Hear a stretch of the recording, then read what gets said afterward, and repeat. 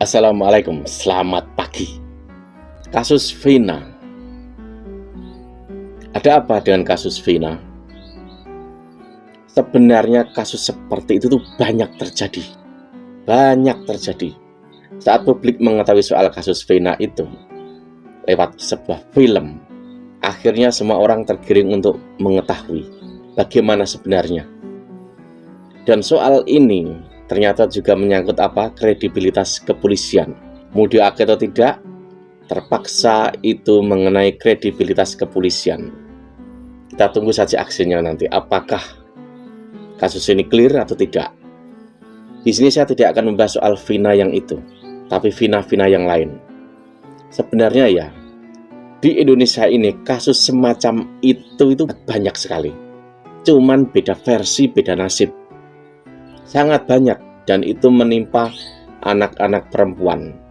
Dan setiap kasus seperti itu kebanyakan melibatkan orang yang terdekat, orang yang dikenal. Kadang kita itu terlalu percaya atau abai dengan anak-anak kita dan lain sebagainya. Karena mengingat mungkin setelah pakai HP itu nanti mudah untuk berkomunikasi, itu nanti mudah untuk mengontrol. Itu salah. Banyak kejadian berawal dari HP. Saat orang memegang HP itu merasa itu itu pintu untuk dia berkomunikasi dengan siapa saja. Ini ada kisah ini. Ini kisah nyata, tapi juga nggak akan saya sebut. Ini kisah nyata. Karena pelakunya bercerita dengan saya sendiri. Pelakunya udah ada yang meninggal. Jadi ini kasusnya mungkin mirip dengan kasus Vina, tapi beda nasib. Ada seorang perempuan. Usianya itu muda, sangat muda. Kulitnya putih, ini seorang perempuan. Dia dari sebuah kota P. Dia ini punya pacar di Jakarta. Nah, karena pacaran di Jakarta, maka berlanjut ke daerah. Dari kota P ini dia menuju ke kota P juga. Kabupaten P juga. Tepatnya Kabupaten P. Tapi ini di sebuah desa. Cewek ini itu ingin menemui cowoknya. Hubungan mereka ini jadi pacar saat di kota besar Jakarta. Lalu berlanjut cewek ini datang ke rumahnya si cowok. Jauh, mungkin 4 jam, 5 jam. Saat dia sampai di daerah cowoknya ini, karena dia ini orang baru, belum tahu daerah situ, dia ngejek, masuk ke dalam. Jadi dari jalan raya ini masuk ke dalam ada berapa kilo gitu kan. Setelah sampai rumahnya, ternyata cowoknya ini tidak ada. Padahal sebelumnya, beberapa jam sebelumnya, itu berkomunikasi lewat WA. Mungkin salah perhitungan atau apalah, waktu atau apa gitu kan. Sampai sana tidak diketemukan. Cowoknya ini ternyata sedang pergi. Ditunggu beberapa jam, cowoknya nggak pulang-pulang. Ketemu dengan keluarga laki-lakinya itu.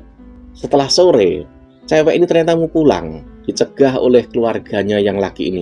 Lalu kemudian dia tetap ngotot, akhirnya pulang. Karena ojek itu posisinya di pangkalan di pinggir jalan, akhirnya dia jalan kaki menuju jalan raya besar. Itu mendekati maghrib loh. Di tengah perjalanan ketemu 2 orang yang naik kendaraan. Akhirnya dipaksa untuk naik kendaraan itu. Dipaksa. Kalau kamu tidak naik kendaraan ini, ikut ini, nanti aku bunuh di sini. Akhirnya dia ketakutan dan ikut.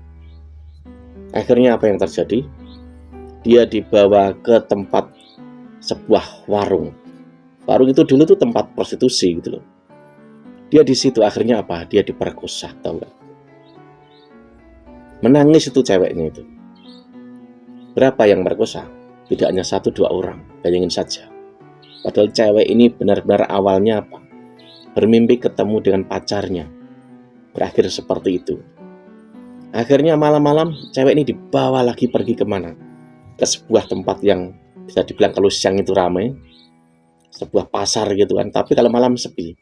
Di situ laki-laki itu mengundang teman-temannya, dikerjain lagi. Bayangin saja, ini cewek ini usianya masih muda gitu loh. Setelah dikerjain seperti itu, cewek ini lari. Dia kan lari di gelapnya malam, di jalan raya itu. Sayangnya dia nggak mau teriak gitu loh. Mungkin dia ketakutan, trauma, jelas takut lah. Dia bukan orang situ, daerah orang lain. Dicegat lagi oleh laki-laki.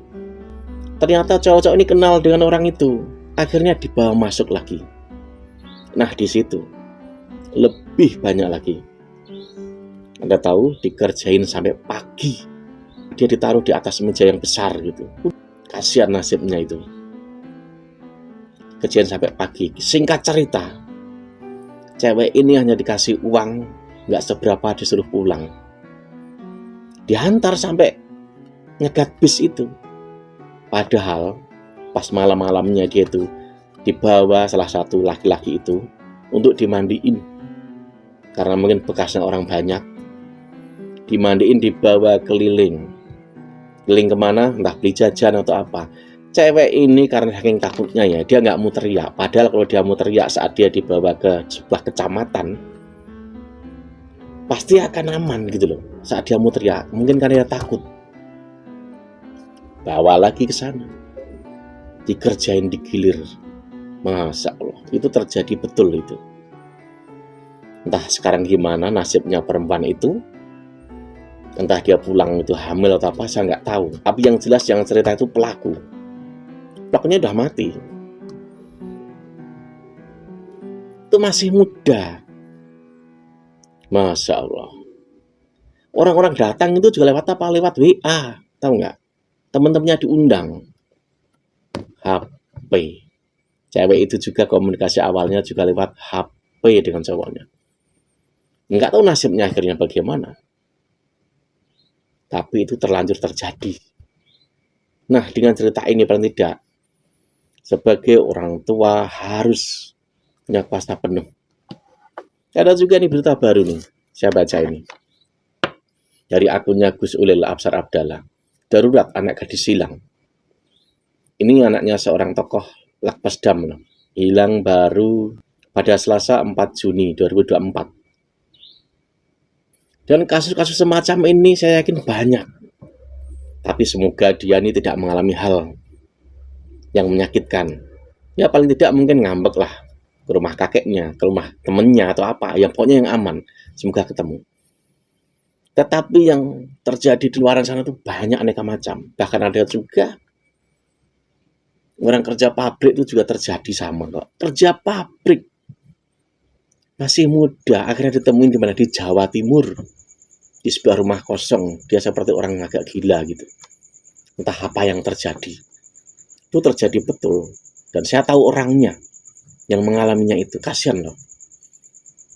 Entah apa yang dialami saya kurang tahu. Padahal kerja di Semarang, kenapa bisa sampai Jawa Timur? Kan aneh. Ternyata semua sama. Karena dia percaya dengan orang, komunikasi juga lewat HP.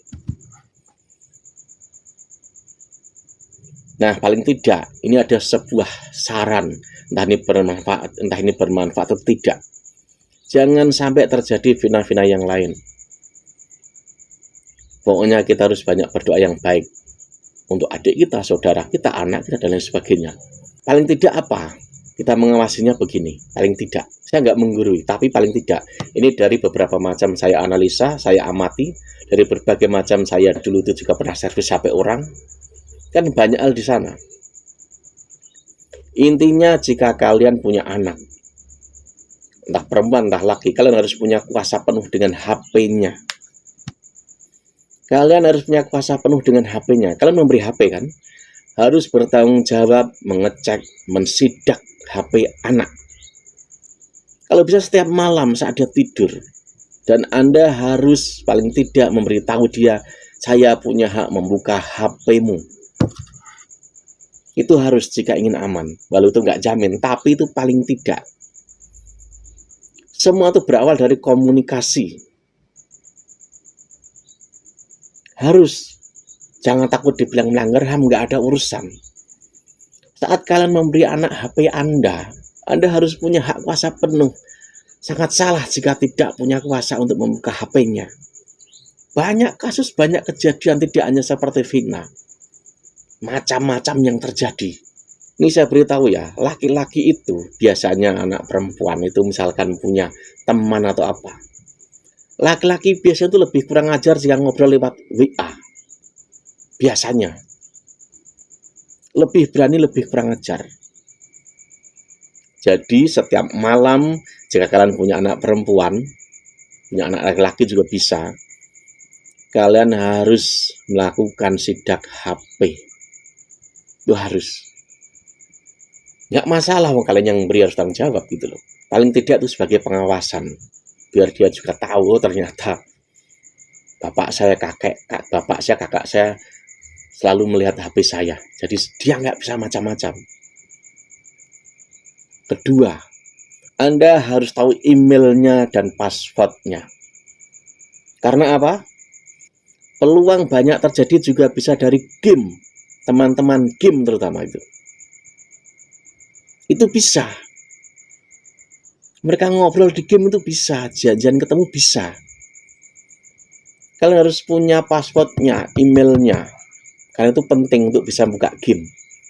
Karena zaman sekarang ini banyak orang main game itu kan pakai email. Email di HP-nya itu loh. Kalian harus tahu jika kalian memberinya HP harus tanggung jawab. Baik sebagai ayah maupun sebagai kakak ataupun sebagai kakek. Ibu-ibu apalagi. Kalian punya anak gitu loh. Itu harus. Coba lihat deh pergaulannya. Lewat internet. Anak zaman sekarang tuh ngomongnya kayak apa? Gaya bicaranya aja dah seperti itu. Itu penting gitu loh. Karena anak sekarang itu kebanyakan waktunya itu di depan HP. Makanya jika kalian itu sebagai orang tua, sebagai kakak, sebagai kakek, sebagai ibu, harus punya kuasa penuh untuk membuka HP-nya. Udah. Walau itu nggak jamin, tetapi itu paling tidak 70% baik untuk perlindungan adik kita, anak kita. Itu penting. Yang jelas, hal-hal demikian itu tidak melanggar HAM, tidak. Itu demi perlindungan. Nanti disebut kepo gitu kan. Nggak masalah gitu loh. Intinya beri dia kesadaran bahwa orang tua atau orang yang punya tanggung jawab, punya akses ke hal-hal, entah itu game, teman-temannya siapa saja, entah itu WA temannya siapa saja. Itu penting. Jangan kira orang main game itu tidak bisa ngobrol, bisa. Bahkan bisa lebih liar daripada di WA. Makanya itu diperlukan akses. Tahu nomornya, tahu emailnya, tahu passwordnya itu harus. Ya semoga saja kasus-kasus seperti Vina-Vina yang lain itu tidak banyak. Tetapi di catatan polisi ada banyak gitu loh. Kasus anak perempuan hilang. Kasus nggak jelas, bahkan kasus-kasus yang mirip Vina yang berakhir dengan apa? Meninggal semacam itu banyak juga. Ya semoga curhatan yang kurang berguna ini jadi berguna. Wassalam.